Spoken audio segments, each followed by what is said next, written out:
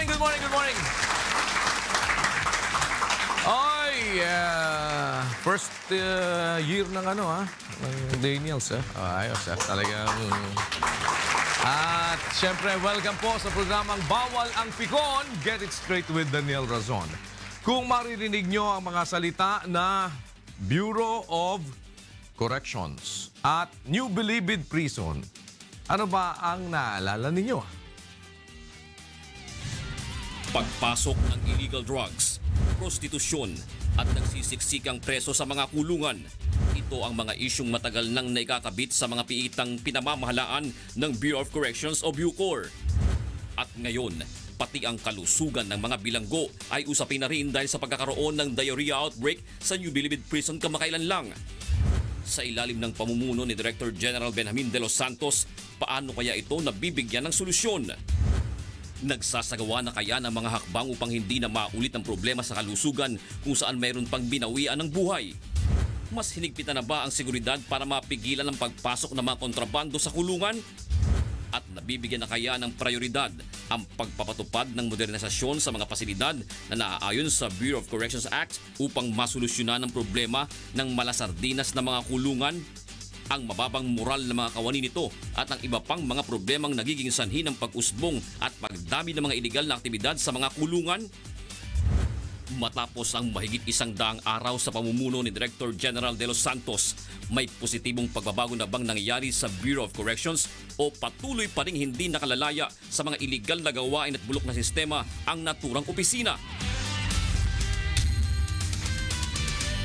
Let us welcome once again to the program Bureau of Corrections Chief Director General Benjamin de los Santos. Sir, welcome back, welcome back. Nice to see you again. Salamat po, salamat. And happy 100 days. Yeah. Have a seat, sir. Thank you. Let's get it straight. Happy naman kayo dun sa first 100 days. Opo, medyo marami po tayong nagawa naman. Well, ako ipapasalamat dahil nakita ko, kasama pala sa yung sinama niyo yung picture natin dito sa inyong 100 days dito sa inyong panunungkulan.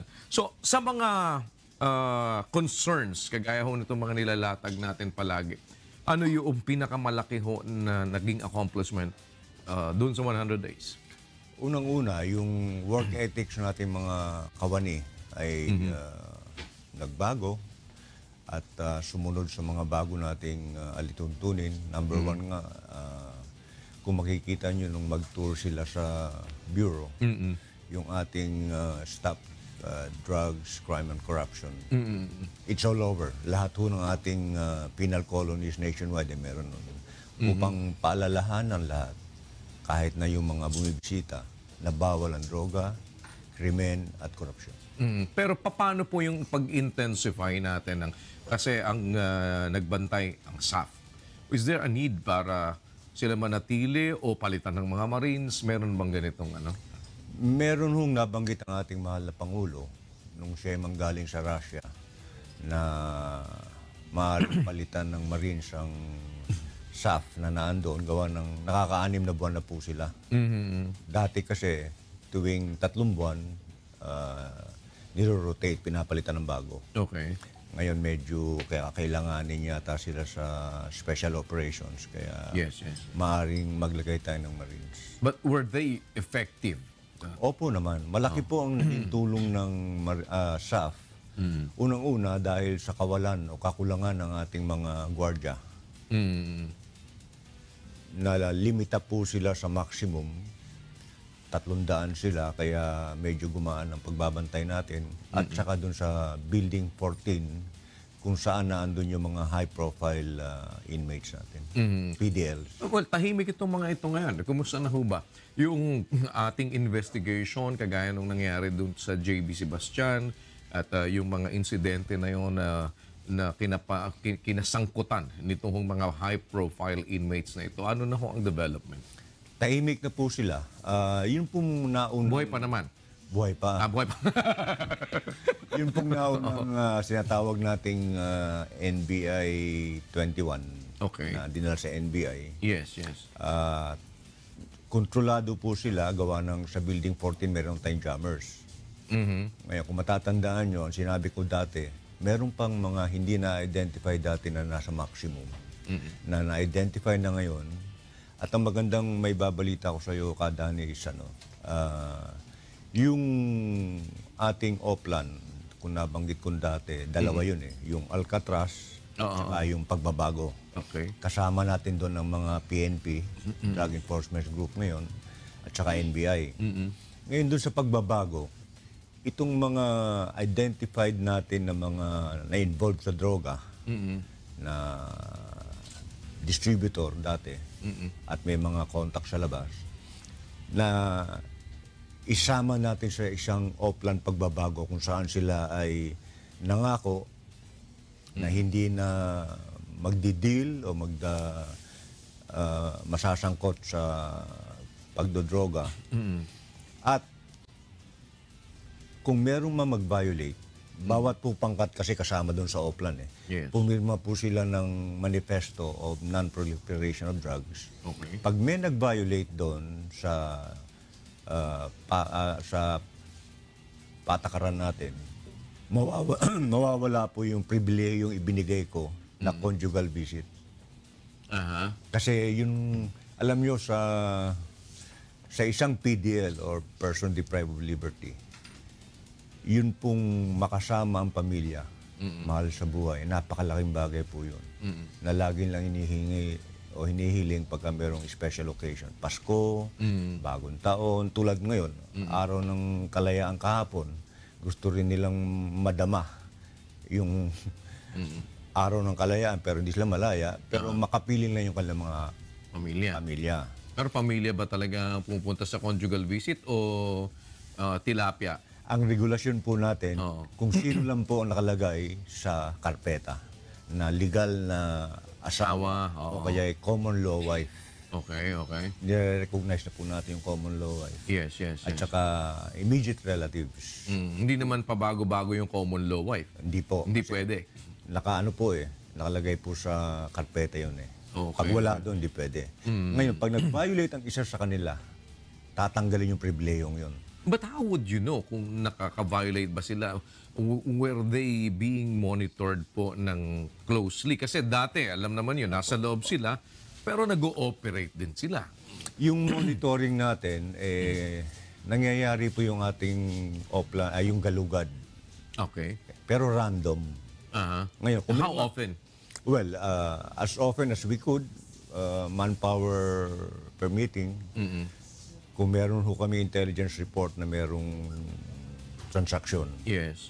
At merong identified positively sa isang report na natanggap namin, ginagalugad po yung dormitoryo, yung brigadang yun. From the time na nangyari ho itong mga bruhaha na yan dyan at nalipat-lipat sila and then you have this agreement, nagkaroon na ba kayo ulit ng random inspection and may nahuli ba? Opo. Katunayan, meron ho mga pangyayari na halimbawa yung nagkaroon ng transaksyon sa Bohol. Okay. Humingi po kami ng datos sa PNP Region 7, particularly sa Bohol, at nabanggit during the tactical interrogation kung sino yung contact sa loob. Okay. Sa Bilibid. Kasi po, pag merong pumuputok na ganong istorya, ang sasabihin, yung droga galing sa Bilibid. Okay. Pero generalization po yun eh. Pag sinabing droga galing sa Bilibid, hindi po pwedeng naandun mismo at inilabas. Yes. Kundi, itong mga dating na-involved at na-identify na natin, nangungumisyon, makakasingit ng telepono, tatawag sa contact sa labas, yung contact sa labas ngayon ang magbebenta. Magdi-deliver. At yun ang nahuhuli. Okay. Pagkadating sa investigasyon at nabanggit kung sino yung kanilang kausap, yun po ang ating iniimbestigahan. Inililipat po natin sa Building 14 at para malaman kung ano pa ang kanyang mga kinasangkutan. At magkakaroon ng kaukulang parusa tulad ng pagbabawas ng kanilang good conduct allowance. So, ilang beses na nangyari ulit itong inyong random inspection na may nahuli at natanggalan na ba ng mga pribilehyo? Opo, marami po. Yung kasing kontrabando, hindi lang droga eh. Yes. Maaaring magpasok ka ng cellphone. Okay. O kaya mahulihan ka ng patalim. O mga Barel, gano'n, mga balak. yun po ang pwede nating maging disciplinary action, mabawasan sila ng GCTA. So, sakop po lahat ng kontrabandong ito sa ating Oplan Pagbabago. At yung mga pangkat o yung mga head, yung mga mayores na tinatawag, may command responsibility po. Okay. Na pagka May may nakuha. nahuli sa pangkat nila, mawawala sila sa pwesto at mawawala yung pribilehiyo na yun. Sa lahat. Kaya meron silang sariling disiplina. So far, ano ho yung mga nahuli ninyo lately doon sa ginawa ninyong mga random inspection? Yung mga pasasay-sasay, mga cellphone na nakakasingit, So, shabu ito Opo, opo. and cellphones na. cellphone, mga patalim. Okay, paano pa po sa tingin ninyo with the presence ng kagaya ng nandun ang SAF, nandun naghihigpit kayo, paano pa ho naiisip ninyo na i-sneak in ito? Yung kasing minsan pagdalaw, Okay. lalo na kung babae, na itatago sa katawan ng babae. Na kahit meron tayong makina, may x-ray, pag-inspection sa mga bagahe, dala-dala ng pagkain, minsan nakakalusot. Gawa na yung ating pong searching outside, yung outer portion na ng body. So, ibig sabihin, ito po ay ano lang, sinesearch lang ng ganon. Walang ibang ways na ginagawa. Kasi kung hindi po ako nagkakamali, kagaya ng effectivity ng paggamit ng mga sniffing dogs, yung paggamit ho ng ibang mga makabagong kagamitan ngayon para ma-search yung katawan ng tao. Kasi kung nga siyempre, kung babae, mahirap naman yan na isa-search mo ng ano, lalo na kung lalaki yung magsa-search. Opo. Diba? Dahil talagang medyo, ano yon, medyo sa atin hindi magandang tignan. Ano? Wala ba tayo mga ganong ibang pamamaraan? Pagka merong credible intelligence report na may magpapasok ng droga na babae, meron po tayong portion doon na babae naman nag-i-inspect at may body search, pati yung pwedeng paglagyan na tinitingnan, sinisilip. So hindi po ito on a regular basis. That will just be based on intelligence report. Opo. Kasi para gawin mo sa lahat, lalo na yung matatanda, minsan kasi nagrereklamo sila na tanda na po namin, kami po ba na may lalapas tanganin pa ng gano'n, mga gano'n mga daing nila minsan. Oo. Kanya budget permitting with our modernization law, maaaring magkaroon tayo ng x-ray. Yes. Kasi sa ngayon wala tayong gano'n eh. So wala tayo yung mga, kahit ho yung mga sniffing dogs, wala tayong nakapirmis talaga doon. Yung Wala pa. nag-specialize sa drugs. Kasi yung mga sniffing ngayon nila, I am amazed also dahil meron hong kahit yung mga pader mismo na sabi mo nakasil or whatever, yun considering semento pa yun, ano, they are able to at least detect kung meron ba o wala. Siguro kung sa katawan lang yun ipapasok, mas madali din na madidetect. Hindi po ba ganon? Pwede po. Totoo po sabi nyo, epektibo po yung mga canine natin. Yes, Merong mga bomb sniffers dyan, merong drugs. specialist drugs.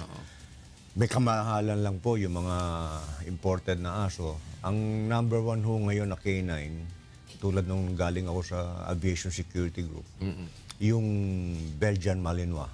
Yung Malinois. Mas magaling ho yung kaysa Shepherd. Okay. May kamahalan, pero kung kakayanin po ng budget namin, Sa 240 yata dati yung ano na, ewan ko ngayon kung magkano. Yung untrained pa, yung mga talagang mga... tapos kailangan may trained personnel ka rin. Yes, correct. Na talagang... So ngayon, hindi po natin pinag-iisipan yung mga ganito dyan sa point na yan. Kasi with regard to this, nakakasingit pa rin eh. In spite of the tight security that we are doing, SAF nandyan kay Marines pa kay nakikita na ho natin with your random inspection, present pa din yung ano doon. So we really have to level up with regard to the security measures that we are doing, hindi po ba? Part po ito ng ating plano para sa susunod na taon na budget. Okay. Makakakuha kami ng budget at malagyan natin ng mga more technical equipment at K9 kung makakayanin din. Kasi kung paisa-isa lang, hindi naman pwede. Yes. But how's your CCTV po? Okay naman. Working na po ba siya ng maayos doon sa mga place na talagang dapat meron or malaki pa rin ang kakulangan natin? Yung mga general areas po ng bawat facility meron. Meron po tayong operation center na andun po lahat nakikita. Kanya lang, yung loob, hindi nakakayanin. Kanya, at saka, kung matatandaan nyo, sa ngayon, nasa 24,167 ang ating population sa maximum lang. Okay. So, yung congestion, yung sa dami ng tao, at pag nasa loob na po ng brigada, hindi natin nako-cover lahat.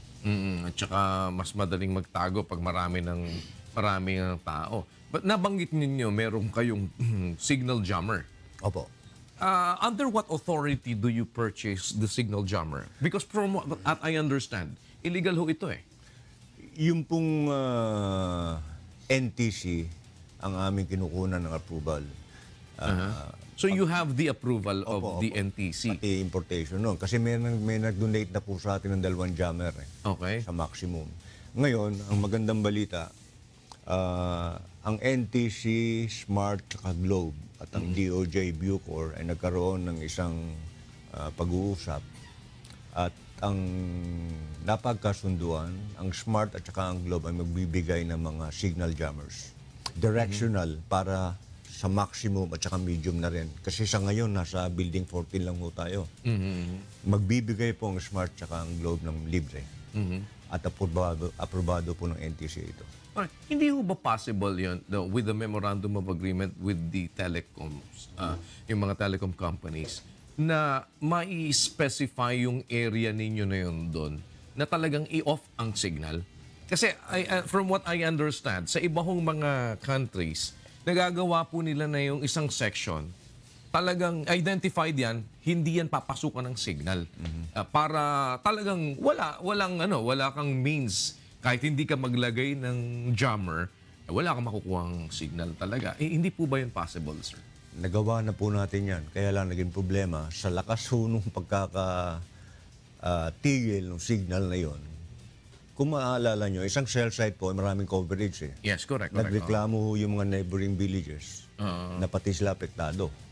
Kanya itong bagong sistema na ibibigay ng Globe tsaka ng Smart, directional po ito. Yung jammer, directional. Directional. Kung halimbawa, ito yung building, meron mo nakatutok sa labas at meron nakatutok sa loob. So, walang lalabas. Pagsasalikupan. Walang Okay. So, limited siya dun sa area na yun. Mas maganda po ngayon to kaysa nung sa dati. At marami nga nagreklamo sa kanila na apektado yung lawak. But it has not been installed yet. Not yet, but it's already on the planning stage and budget-wise, hindi naman problema kasi libre po.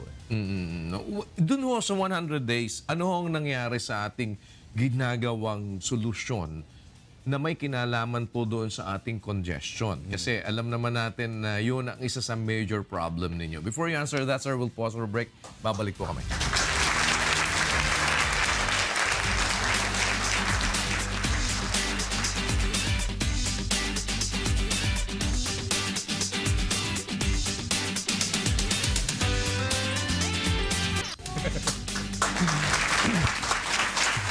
Ito ang programang Bawal ang Pikon. Get it straight with Daniel Rosang. Kasama pa rin po natin, Director General Benjamin de los Santos ng Bureau of Corrections. Dun, sir, sa first 100 days natin, and one of the major problems na talagang pinupukpok natin dito is yung congestion problem natin. Ano na ho initial na nagawa? Kinagagal akong ipaalam sa sambayanan na mula po nung ako'y maupo noong Disyembre hanggang sa ngayon, nakaka 2,800 plus na po tayo ng napapalaya. Okay. Dahil sa bilis po ng proseso ngayon ng records management natin. Alright. Dati po, napapabalita na namamatay na lang yung PDL, hindi pa nakakalaya. Sa tagal po ng proseso. Minsan nawawala yung dokumento, nagkakalokohan sa kwentahan ng kung ilang taon na siya. Yes. Nawala na po yun, yung korupsyon, yung bagal na ipabilis po natin. Inuna po natin yung mga nagkakaedad na. At yung mga computers natin nagdatingan na rin, yung mga aking ni-request. May mga laptops and computers. Kaya yung task force po ng records management ngayon, mas mabilis ang takbo. So ito ho yung mga overstaying na sinasabi. Opo, at saka yung talagang Na dapat mapwede na lumaya. yung dapat na talagang makalaya. Tapos yung iba pa na pwede naman na ipa-review kagaya nung sa... Pero ang inuuna nyo na dito, yung mga matatanda. Opo, opo. And 2,800 800 plus as of last week. plus. Gaano karami ho ba yung naka-line up sa inyo dyan? Sa ngayon, ano po kasi, mahirap mong i-plot gawa ng on a day-to-day basis. Nadadagdagan? Opo, at saka yung takbo ng kanilang metro, kung gaano katagal na sila. Pero may kukwento ko, human interest po ito. Kahit na nagpalaya tayo ng mga nagkakaedad na, meron pa ho tayong mga 78, 80 na naandyan. Sabi ko, bakit meron pa rin natitira? 78 years old? Opo. Okay. Sabi ko, ba't meron pa tayong matatandang natitira? Yes. Hiningi ko yung inventaryo, nakakuha ko ng siguro mga nasa 20 plus. Tinignan ko kung ano mga kaso. Alam mo, common denominator? Rape. Aha. Yung mga kaso nitong mga matatanda Opo, na. mga late bloomer siguro. Kanya, So, tsaka parang later part of their life pa nangyari. nangyari. Kanya, dahil nga may edad na siya, meron tayong minimum period na dapat mong ma-attain bago ka maging eligible for parole.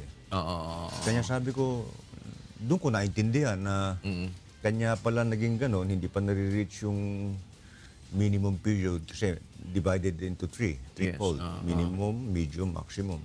Pag na-attain mo yung minimum, eligible ka na. Kanya yung mga bagong dating na late bloomer, magtatagal pa po. Pero ang problema po dito, how significant is that? Kasi 2,800 as compared to gaano karami ho ang populasyon ngayon na existing. Nasa ilang libo ho tayo ngayon doon? Total is 41,000. 41,000. Nationwide. Oh, but dito sa sinosolve natin na problema na ito, significant na ba yung 2,800? Significant in the sense na, nung nakaraang administrasyon, 6 na taon, 6 lang ang nabigyan ng pardon. At ang sabi nga ng Board of Pardons, nung ako'y dumating, In a span of 6 years, 6 years, isa-isang taon. isang taon. Sabi po ng mga taga-Board of Pardons and Parole, Oh. Sir, nagsawa na ho kami kapapadala ng rekomendasyon doon dati. Ibinabalik na walang aksyon. Ngayon po, nagagamit namin ng gusto yung aming ballpen. Pero doon naman sa 2,800, hindi naman ho kaya, baka mamaya, gusto natin makarami, banat lang tayo ng banat. Sige lang tayo ng sige. Hindi po pwede kasi may counter-checking po tayo. Records namin, karpeta, ipapadala po namin sa Board of Pardons. Nire-review po yun. Okay. Pag hindi qualified, talagang ibabalik. At hindi naman nagkakalagayan dyan. Dati, merong mga ganong kwento na, halimbawa, pinirmahan yung release certificate Yes. na andun sa baba. Lalaya ka na dapat. Maraming kwentong gagawin sa'yo. Ipitin. Iipitin. Tapos para kung gusto mong maayos talaga to, lagayan. Si abogado, si attorney, kailangan daw ganito. Kasi hindi ka pabayad. Mga ganong So, story. how do you monitor that now? Wala na. Talagang sinabi ko, pagka inilabas ko at pinirmahan ko ngayon, bukas palayaan mo yan. Bigyan mo yung allowance yan, kung parolado yan. May transportation allowance. At saka nagpalit po tayo ng mga head na itinalaga doon. So sa 100 days nyo, ilan naman na nasipa ninyo, natanggal, na... May mga nag-early retirement na lang kaysa magkakaso. Okay. Meron naman nagretiro na. Yung mga may kaso ngayon na administratibo ay dahil sa mga nakaraan lang kasalanan na ngayon ay tumatakbo ng investigasyon. So, Pero wala pa pang mga naipakulong, na sila naman yung nasa rehas, wala pa. wala pa po. At yung formal na nasampahan ng kaso, wala pa rin. Mga administratibo lang po ito. Kaya, Administrative. At the worst would be dismissal from the service. Pero yun hong punto ng paglilipat. Kasi ano ba ang nangyari ho doon sa Nueva Ecija? Kasi ito yung isa sa mga decongestion measures natin. Ano po? Ano na po ang situation ngayon yan? Meron na po tayong yung technical working group gawa ng yung dating sistema o proposal, binago namin. Tinutulan po namin yung unang proposal, gawa ng magtatayo ng megastructure sa Nueva Ecija, good for 25,000 capacity. 24,000 ngayon, inilipat mo lang yung problema doon. Ayon sa batas, kailangan regionalization yung sistema na ilalapit mo yung mga PDL sa kanya-kanyang probinsya dahil makakatulong sa kanilang reformation at rehabilitation. Gaya, ang gagawin namin, kung uubra yung lupa sa Fort Mag, gawa ng initial result po ng survey, hindi maganda yung terrain at saka yung tubig, yung supply, water supply. Kung uubra malagyan pa rin yun, siguro pwede kami maglagay doon ng mga 5 facilities of 2,000 each, mga 10,000. Tapos yung existing namin 5 nationwide, dadagdagan namin. And then thereafter, sa next phase, bawat region magdadagdag kami. Luzon, Visayas, Mindanao. Para kalat at saka regionalization. So wala pa rin yung usapan na bubunutin na talaga dito yung New Bilibid Prison sa kung saan siya nandun ngayon at i-transfer na? Wala pa po. Kasi by June, itong buwan na to, ang sabi sa amin ng TWG, ng DOJ, mag-uumpisa na yung bidding process.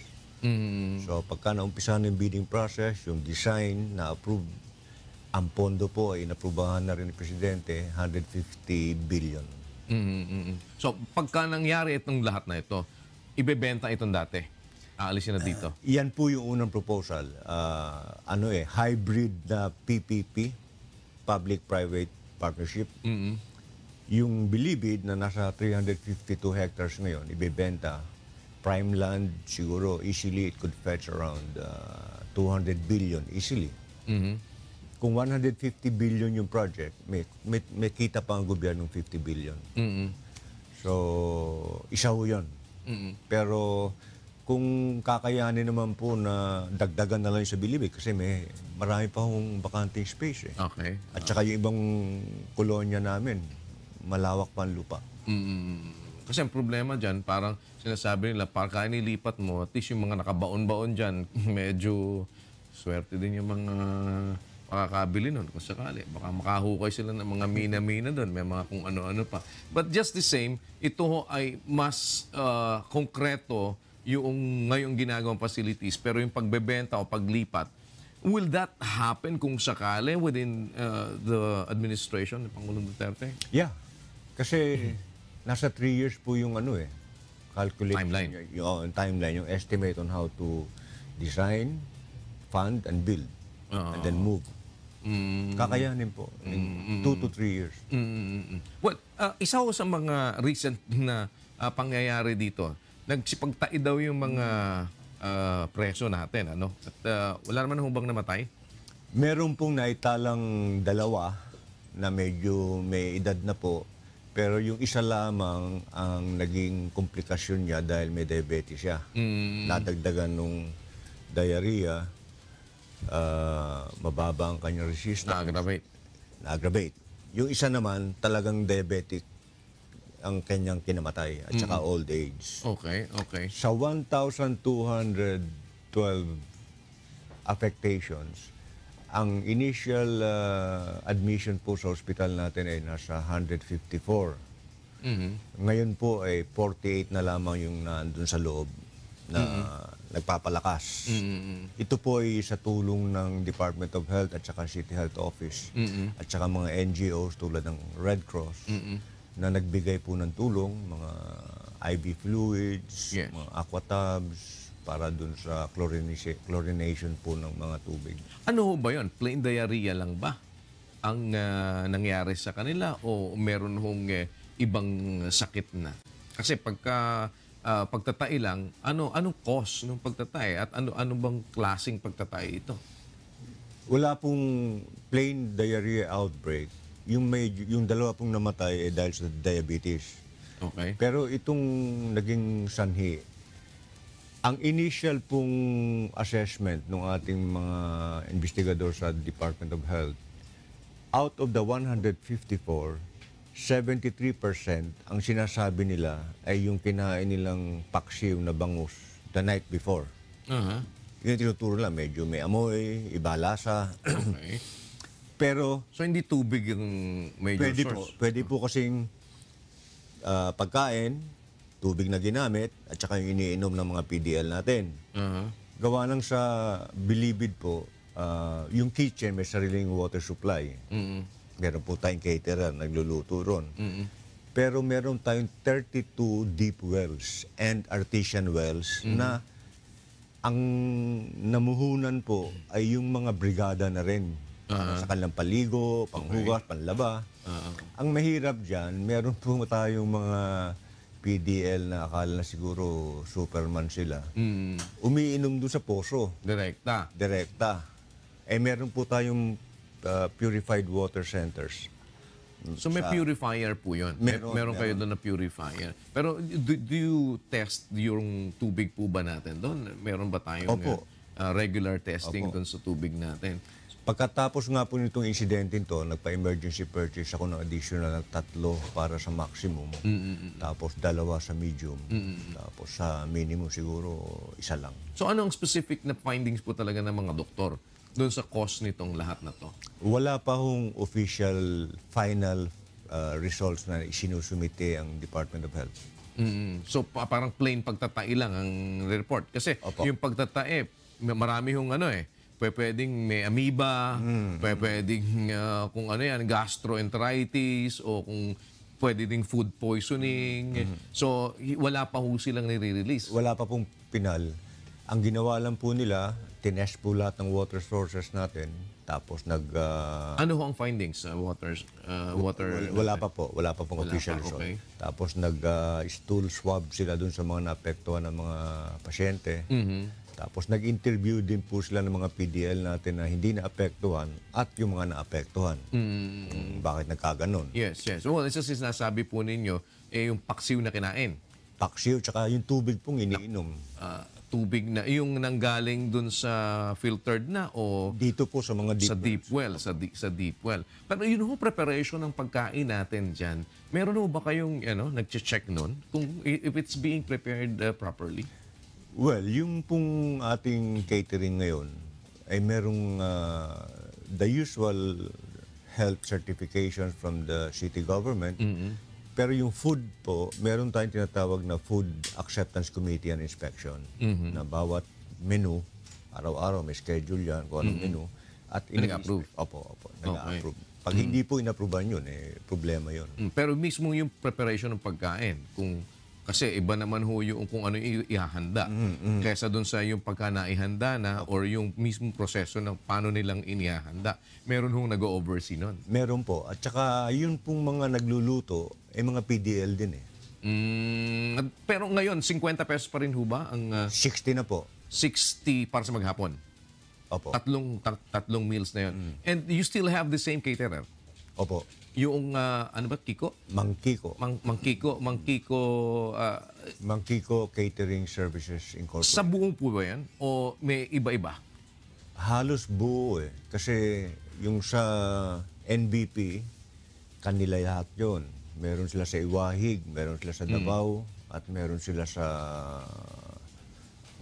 Sablayan. So isa lang ang caterer natin ngayon? Opo. Oo. May padulas ba sa inyo yung catering? Dati pong ganyan ang kwento na pagka daw ikaw bagong appoint na director. Medyo may pang-welcome, pasalubong. Pag upo mo, meron kang ganito. Bawal po sa atin yun. At saka, katunayan, merong controversial issue ngayon na inaabot itong ating caterer. Kasi 11 taon na po sila dyan. And this is one of the reform agenda and change issue that I'm looking into. Bakit tumagal ng ganun? Ano ba dapat regulation? Every year ba yan nagpapalit? O ilang taon ba ang dapat na kada kontratang pinapasok nila? Yearly po ang renewal. Yearly ang renewal. Yearly din ang bidding process. So every time magbibid, sa 11 taon silang nananalo. Sila ang nananalo. Okay. At kami pong napag-alaman sa aming pag-aaral na yung tinatawag nating bid requirement tailor-made. Okay, parang inilapat para sa kanila. Sila lang makakaya kasi yun hong NBP contract is 428 million. Okay, okay. Sa pag- catering. Catering. Okay. Pag nawala yun, laking pera yun na mawawala sa kanila. Yung 428 million na yan, yearly? Yearly. Okay. So malaki-laking ano to. Malaki-laking racket yan kung sakaling merong magtatrabaho. Pero gaano katotoo naman ho na kaya nyo gustong matanggal itong Mangkiko Catering Services? Kasi may kabrad kayo na merong catering services. Ang pangalan yata ay hindi ko kilala.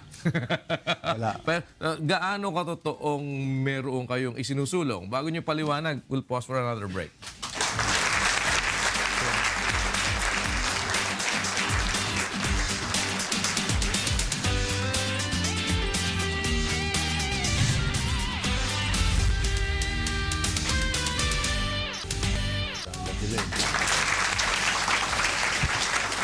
Ito ang programang Bawal ang Pikon. Get it straight with Daniel Lozano. Kasama pa rin po natin Director General Benjamin de los Santos ng Bureau of Corrections. Meron daw kayong kabrad na may-ari ng catering services kaya gusto nyo mapalitan na yung Mangkiko's Catering. Wala po. Nabalitaan ko nga yan eh. Meron daw nagsalitang isang abogado na kabrad daw namin. Pati pangalan ng flat namin, binanggit.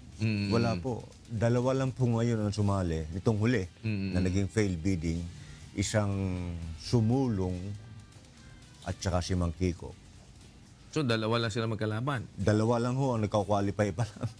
Nag-failed bid pa. Bakit? Ano po? Gaano pa? Sino ba ang gumagawa ng TOR nyo? Yung TOR, yun na nga eh. Dati, inaprubahan mismo na nakaraang administrasyon, nakaraang Secretary of Justice, yung TOR na 50% of the single largest contract. 50%. Wala akong makalaban. Kundi nga itong si Mangkiko for 11 years. Sabi ko, bakit ganun? So, are you changing your terms of reference? Ngayon po, ginawa namin 25%. Okay. So, napalitan na. Opo, ito yung bagong proseso ngayon. Na bagong bidding process. Pero kailangan ho ba? Isa lang kasi talaga na, kumbaga, kagaya niyan, o dapat pwede nyo paghati-hatiin sa iba-ibang mga areas, iba-iba yung may hawak ng catering services. Because I understand, kami ho nagpapakain din ng mga tao eh.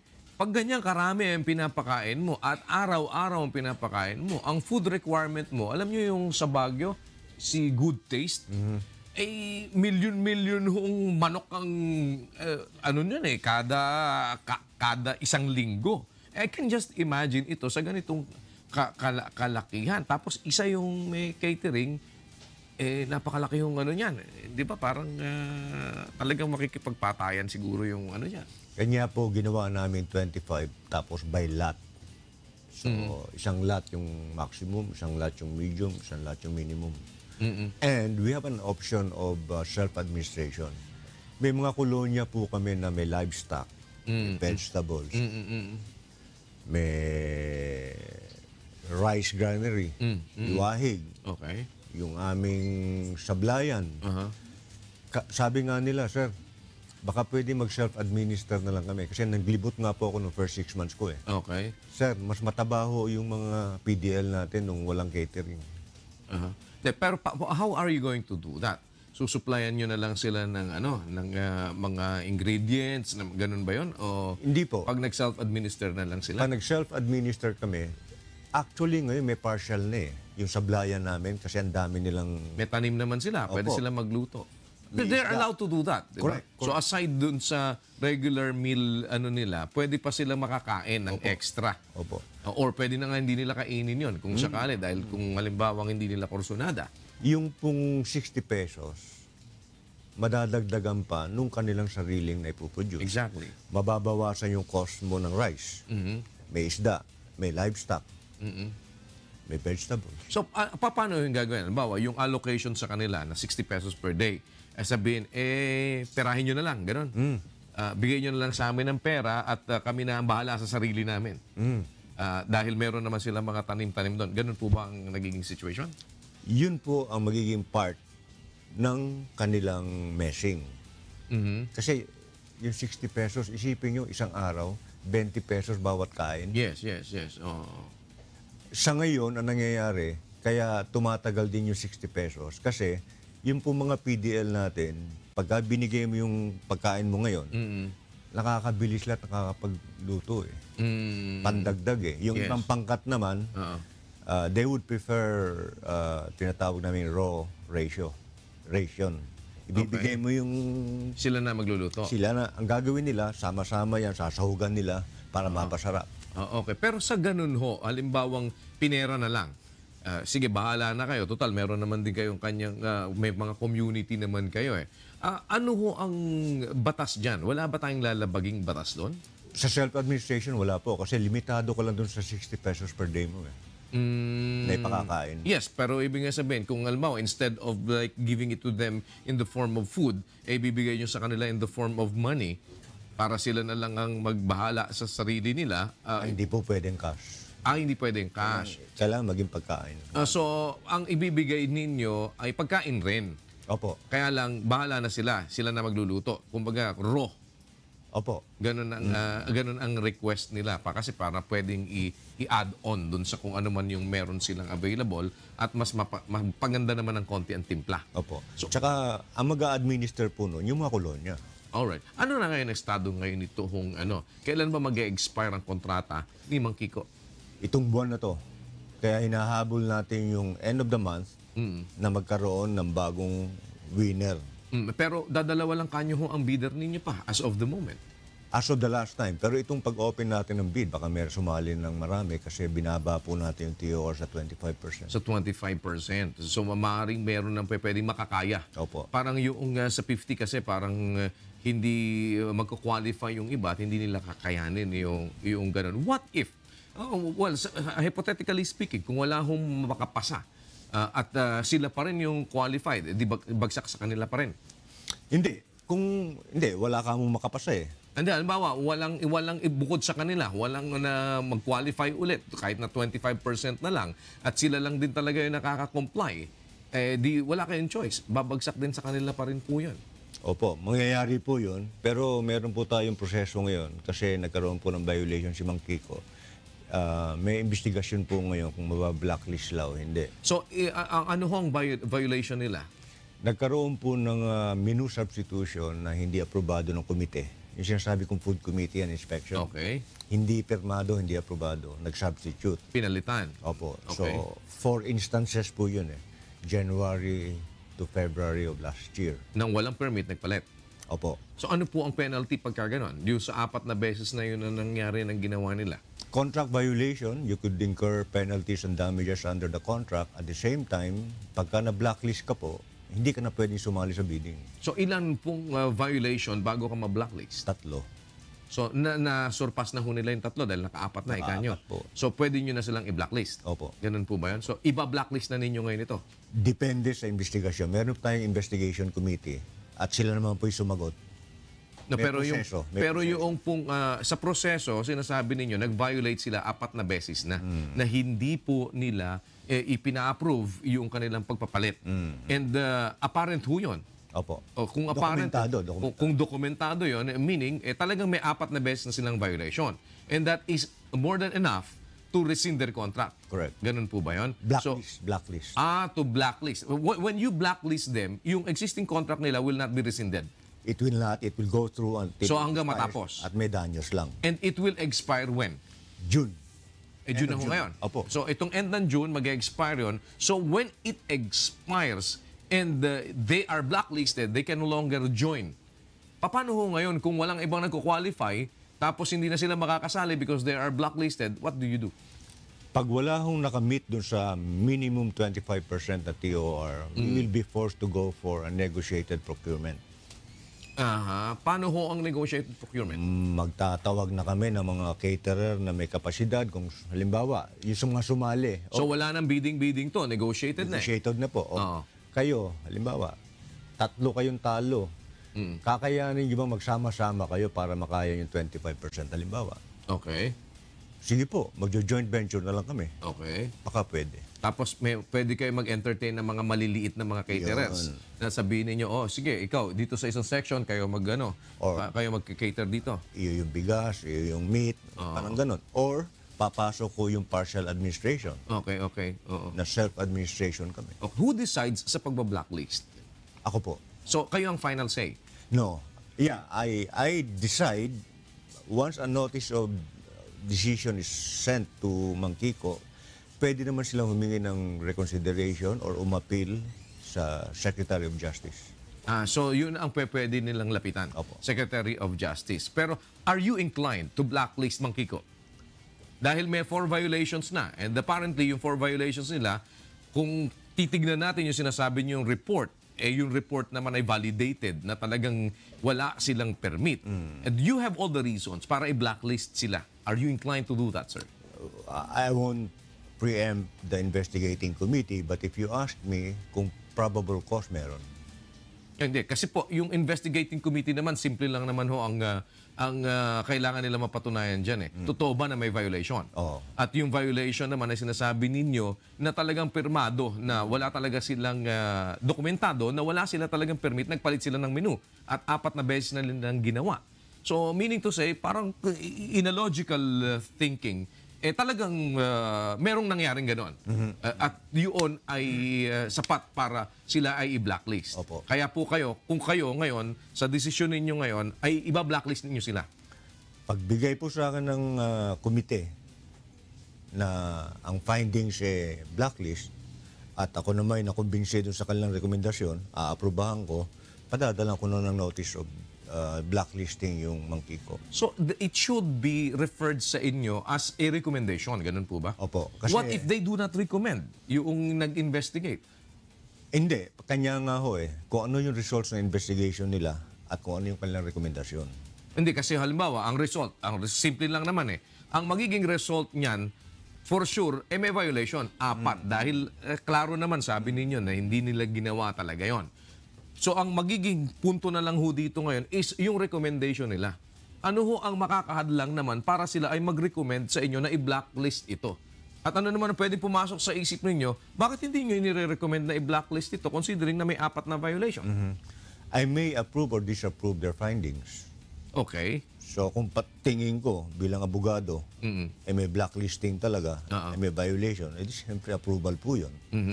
So, And I am, as head of the procuring entity, ang tawag doon, HOPE, okay. is the final authority to decide on that. So even if they do not recommend blacklisting and you think na dapat silang i-blacklist, you can still do that. Correct. Na, kumbaga po, unilateral.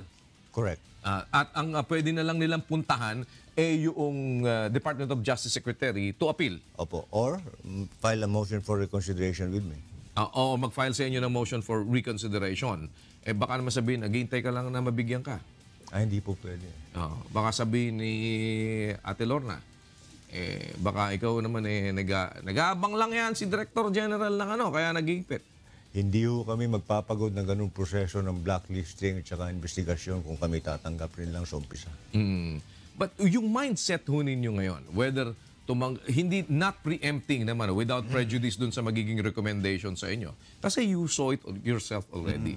And you've been hearing a lot of things already. And meron na ding mga iba-ibang, kumbaga, ay nakita kayo doon sa mga ginagawa ng caterer ninyo na parang hindi ninyo gusto. Tama po ba yun? Opo. Yung inclination ninyo talaga is to blacklist them. I will. So how do you prepare now dito sa pagba-blacklist ninyo na ito para ho naman na hindi ma-hamper yung pagkain ng ating mga bilanggo? Kasi medyo tedious ho yung magiging sitwasyon. Malapit na ho ang end of June. For all we know, bukas makalawa, end na ng June. And when it expires, in most likelihood, sa sinasabi ninyo, mabablacklist sila. Ang kailangan nyo ngayon is really to find qualified caterers na at least makuha yung 25%. Or kumbaga, meron na kayong dapat mga contingency. Any preparation for that po?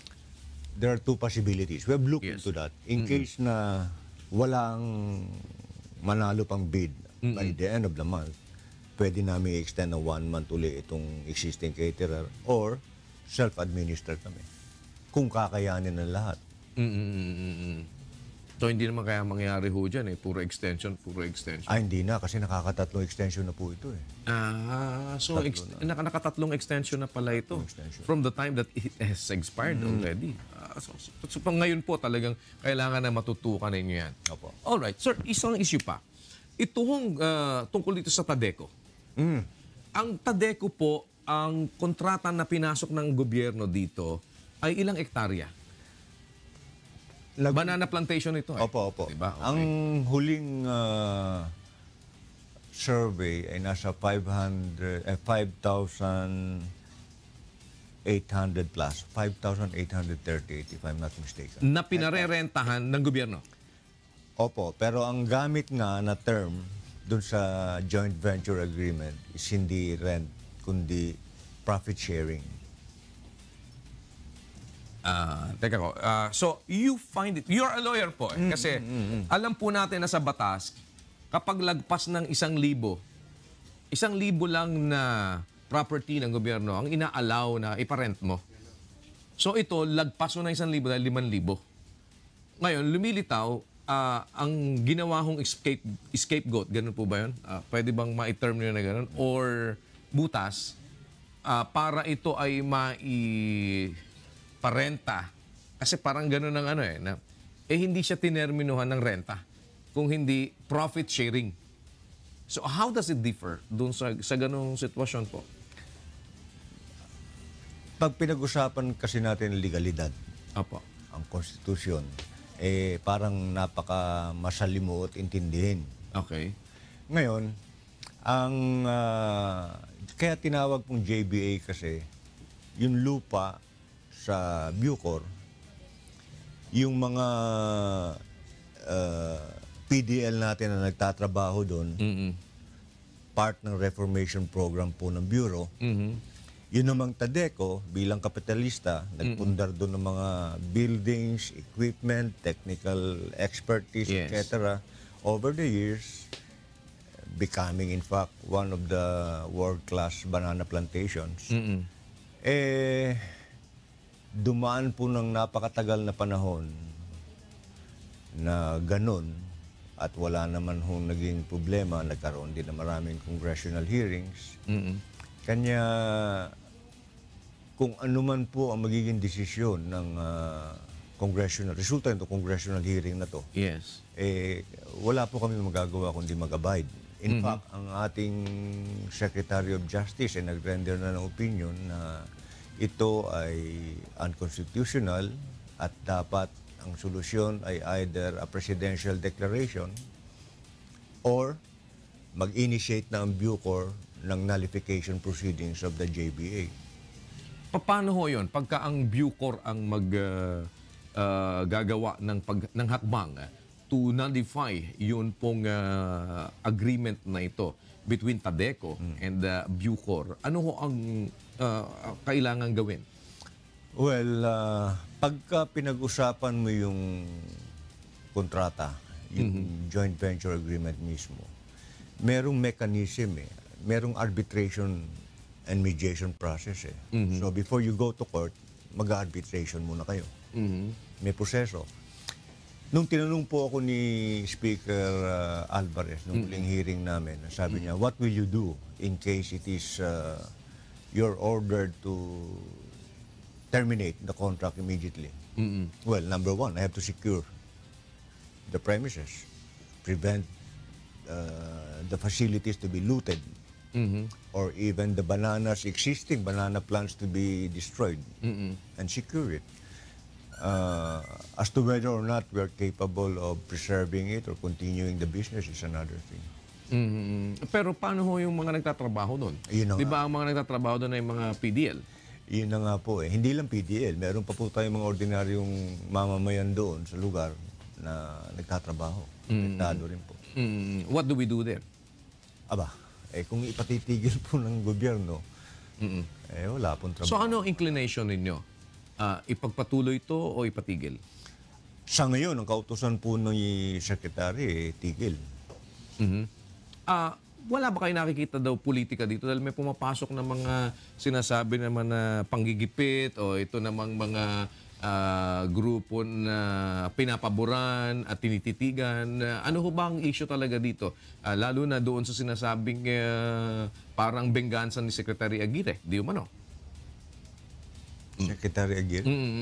Mga na-involve dito kasi 'di ba meron ding mga yung grupo noong mga kongresista na nakakabangga niya or tipong ganyan. Ano ho ba ang issue diyan na may politika ba? Sa scuttlebutt, sa Kongreso ko lang naman narinig to eh.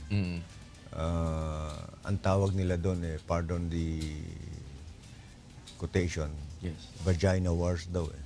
Okay. Pero dun ho sa issue na yun, o intrigang yun, hindi po kasali Secretary Aguirre doon. So sino ang kasali? Yun ho yatang nasa Kongreso eh. Okay. So do you see also talaga na presence dito ng politikahan? Sa takbo naman po ng congressional hearing, wala naman po nagiging obvious na dalawang panig na politiko na nag-aaway, kundi naka-focus lang sa kontrata, konstitusyon, at ang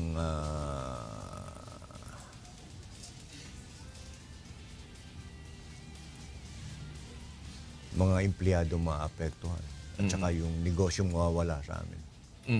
So ngayon po, sa ganitong sitwasyon na kumbaga, siyempre, meron masasangkot din si Secretary Aguirre dahil siya namumuno sa nag-head ng Bucor.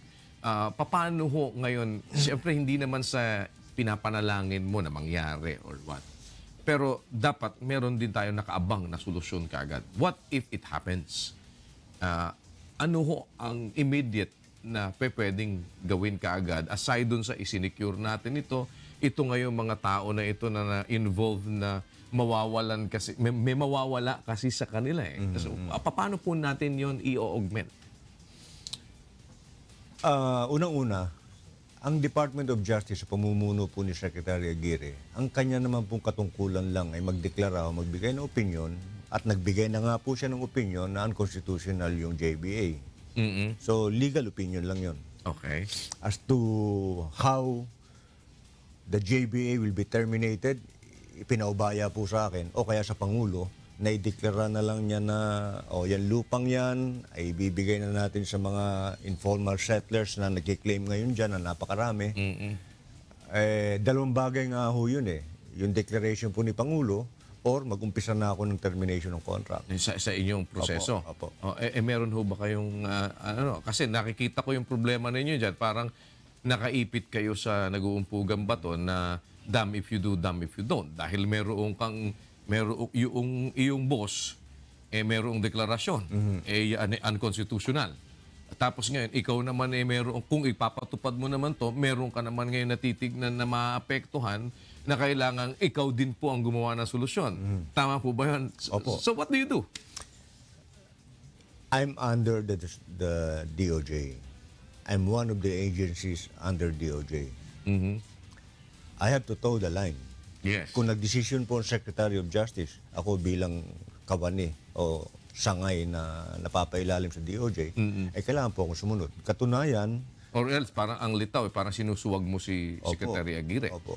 Hindi naman po pwede yun. So, kung ano po magiging kautosan sa taas, bilang sunuring sundalo, susunod po tayo. So ngayon, proseso na po ng pagre-rescind ang inyong ginagawa. The worst case scenario is immediate shutdown of the operations. So when you say immediate shutdown of the operations, how soon can you do that? As soon as nagkaroon ng desisyon, may tao, yun naman hong Ano pong desisyon? na i-close na, shutdown. Pero kayo po magdidesisyon nun, di ba? Depende nga ho sa magiging resulta nitong congressional hearing o kaya, kasi tatlong bagay eh. No, but with the declaration of Secretary Aguirre, even without the congressional hearing, hindi ho ba meron kayong obligasyon? Albawa, i-minus na natin yung congressional hearing. Whatever the findings of the House investigation, ano man ang lumitaw dyan, meron hong deklarasyon sa Secretary Aguirre stating na unconstitutional yon. So sabi nyo nga, bilang isang mabuting sundalo, hindi mo dapat siyang suwagin. So dapat gumawa kayo ng aksyon. Kahit na wala pa ho yung resulta nun, meron na kayong obligasyon ngayon because meron na pong statement sa Secretary Aguirre. Correct. So ano ho ang desisyon po ninyo ngayon? Ano nyo na ba? Intayin pa ba ninyo yun sa Kongreso? O ngayon pa lang, kailangan ko na sumunod dito. Gawin ko na to. Basta isi-secure natin yung facilities, yung pong Tadeco kasi napapaloob sa Dapicol. Yung Yes, sa Davao Penal Colony. So, kasama po sila sa operations eh. So, pag secure no, hindi na magiging problema na alam naman nila kung hanggang saan yung facilities natin. May mga gwardiya naman tayo. Pero, assuming in-implement or I go through the process of nullification, meron po tayong tinatawag ng proseso sa loob ng kontrata arbitration. While that may be going on, pagka-arbitration, pwedeng magtuloy-tuloy pa naman rin yung Operation. Pwede pa rin. And whatever is the decision that would come out with the arbitration, pwede rin namang mabago yung kontrata. Okay. Pwede akong makinabang, baka tumaas yung sharing. Okay. Kasi ang issue nga ngayon, masyado daw unfavorable to the government dahil ang baba daw ng share. So ano ho bang point na sinasabi ni Secretary Aguirre na unconstitutional yung kontrata? Yun na nga po, yung tinatawag natin Public Land Act na may limitasyon, isang 1,000 hectares na hindi dapat lumampas ng 25 years. So yun ang kanyang pananaw. Yun po ang lumalabas na. Doon sa legal opinion niya, which you need to abide. Opo. Kung yun ang i-abide ninyo ngayon, merong arbitration na pwedeng mamagitan na sinasabi po naman Opo. ninyo. Sino naman po yung magiging miyembro ng arbitration? Under the arbitration law, both parties will have to choose. Agreeable to both parties. Meron po tayong mga arbitration lawyers and experts. Meron po tayong arbitration commission. Doon po under yung usapin. So parang yun po ang inyo magiging buying time na habang nasa arbitration ay pabayaan mo nang mag-operate. Opo. Dahil sasabihin ninyo ay nasa arbitration naman. Nasa JBA po yun. Kasi may kasabihan tayo sa batas. Basic yun. The law between the parties is the contract. First and foremost. So, kung meron namang due process at nakalagay doon sa kontrata nyo ay magdamaan tayo sa ganitong proseso, gamitin muna natin to. Ano ang marching order niya from Secretary Aguirre? Kasi, Wala pa po, kasi nga dalawa nga po yung nandun sa kanyang ibinigay na rekomendasyon sa Kongreso. Yes. Either a presidential declaration outright or I start the process. Sa ngayon po, wala pa. But with the presidential declaration, wala na pong arbitration yon. Wala na. Once na nagkaroon ng presidential declaration. So that's the shortcut of it. So do you anticipate that there could probably be a presidential declaration? I cannot foresee what the president's... Or would you rather have a presidential declaration para mas makawala kayo? Para hindi kayo nakaipit?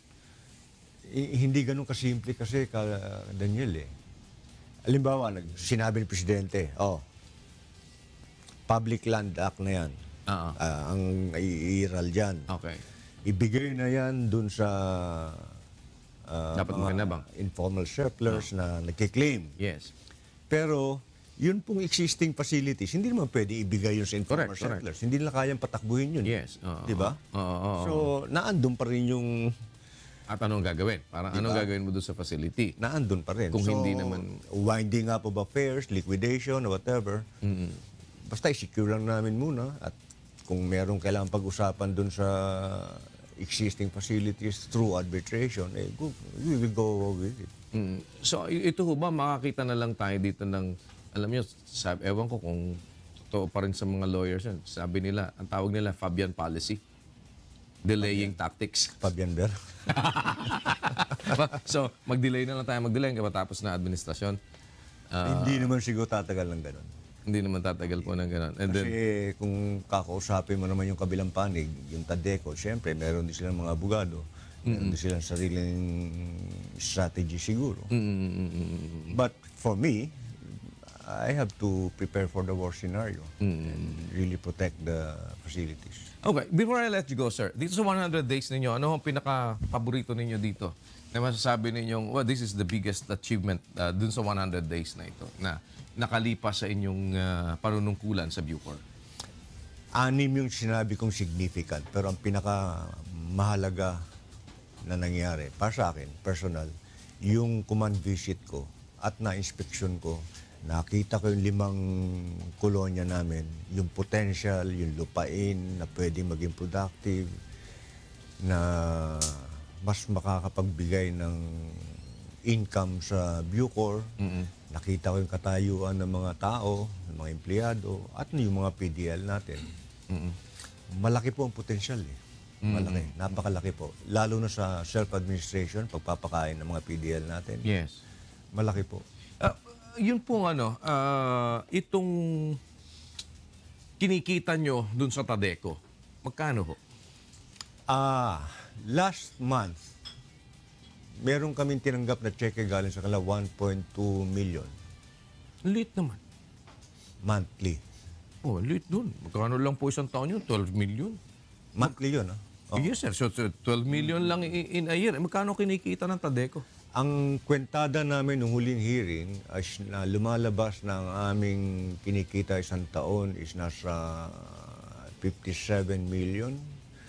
Pero ang sabi ng Tadeco, pag sinama mo yung training cost ng mga tao, ng mga PDL, at saka seminars, etc., maabot doon ng 100 million a year. Pero this is subject to accounting. Kaya sabi nga ng mga kongresista, magpadala kayo ng mga financial statements, audited financial statements, para makita natin kung totoo yung sinasabi niyo 100 million. Yun hong pera nyo na yun na kinikita sa inyo yun, di ba? Opo. Walang nakikialam doon. Saan ho dinadala?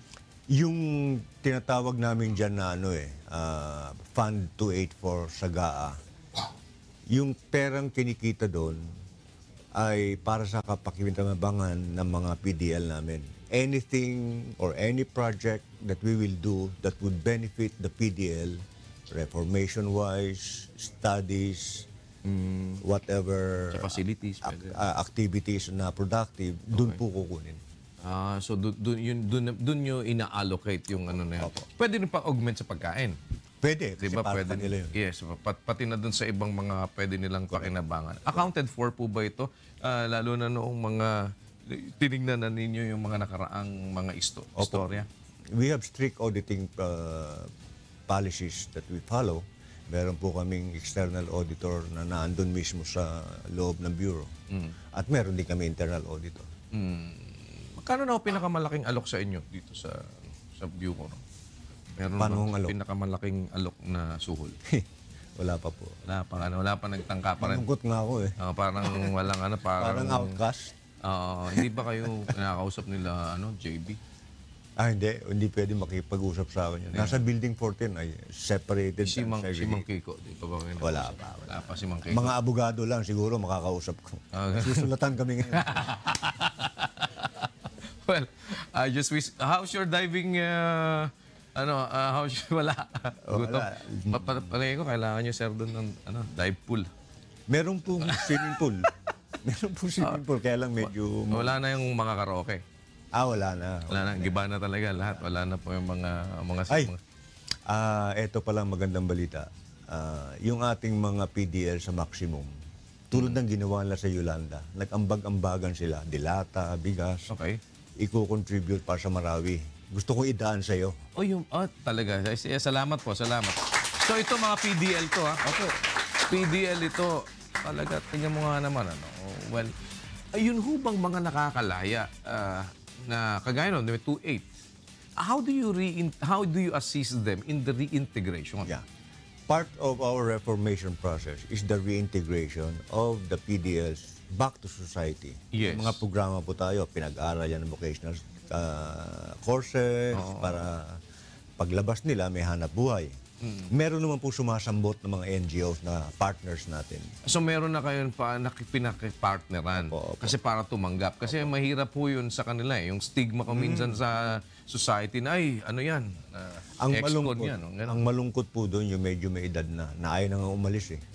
Okay, kasi Umalis ka na. Wala na uuwian. Wala ng pamilya. Paano ho yun? Paano nyo tinutulungan? Well, dinadala na lang namin Golden sa Acres, gano'n. Mga... Golden Acres. O minsan, naandun na lang sila sa minimum. Tatanim-tanim. Wala talaga mauwian. Wala kang mag-anak. Well, wish you good luck po at congratulations sa inyong 100 days. Nag-survive kayo nang wala pang masyadong di pa naman ba kayo matatanggal? Bahala ulit. Gusto ko, makaka-dive na tayo. Pero di ka naman po magre-resign. Hindi pa naman. Hindi tayo... Wala, baka mamaya bukas makalawa. Nangyari, sir? Bakit? Ano sabi mo? Yoko na! Hanggat gusto po tayo ng Pangulo magsilbi sa bayan, nandun po tayo. Good luck po. Good luck. At maraming salamat for being with us. Happy anniversary. Salamat po and happy 100 days. Bureau of Corrections Chief Director General Benjamin De Los Santos dito lamang po sa programang Bawal ang Pigon. Get it straight with Daniel Razon.